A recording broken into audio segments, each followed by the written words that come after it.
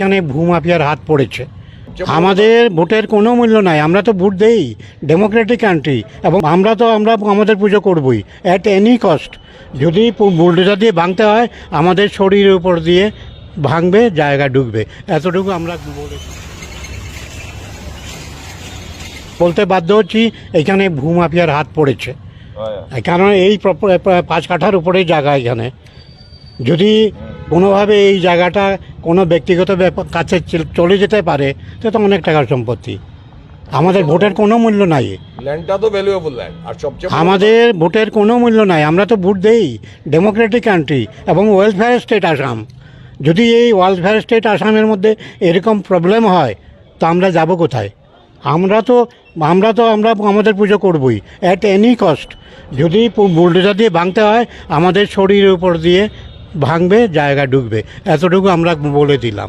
তো মর্মাহত Kalimohan road Durga Puja committee বিগত 26/7/2024 ইংরেজিতে হঠাৎ করে 11:50 সকালবেলায় দুজন ম্যাজিস্ট্রেট এবং এক্সকেভেটর সহ বড় পুলিশ বাহিনী এবং পাটোয়ারি বিভিন্ন মানুষ নিয়ে ট্রাক নিয়ে আমাদের এইখানে কালীমোহন রোডে ঢুকে এবং আমাদের পূজা প্রাঙ্গণের গেট, পাকার খুঁটি এইসব ভেঙে দেয়।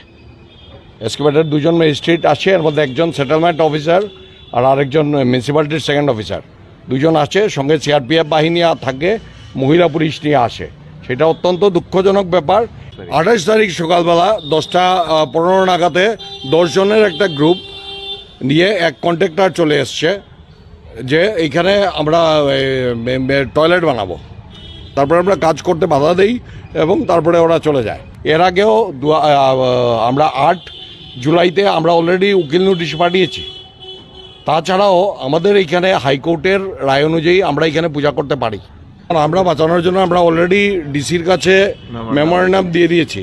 ডিসির কাছে আমরা মেমোরেন্ডাম দিয়েছি, যদি দরকার পড়ে আমরা আফটার 9, আমরা আজকের পেপারে দিয়ে আফটার 9 আমরা গুয়াহাটি সিএম স্যারের কাছেও যাব। এইখানে পুজো হচ্ছে আমাদের 1997 ইংরেজির থেকে এই প্লটে। এর আগে এটা একটা ডাস্টবিন ছিল এবং একটা ডাম্পিং গ্রাউন্ড হয়ে গেছিল, যেখানে অত্যন্ত স্মেল ছিল। আমরা ঢুকার সময় নাকে কাপড় দিয়ে ঢুকতে লাগতো ভেতরে। ওই জায়গাটাকে আমরা পুরোপুরি আর্থ ফিলিং করে এই জায়গাটাকে বানিয়েছি।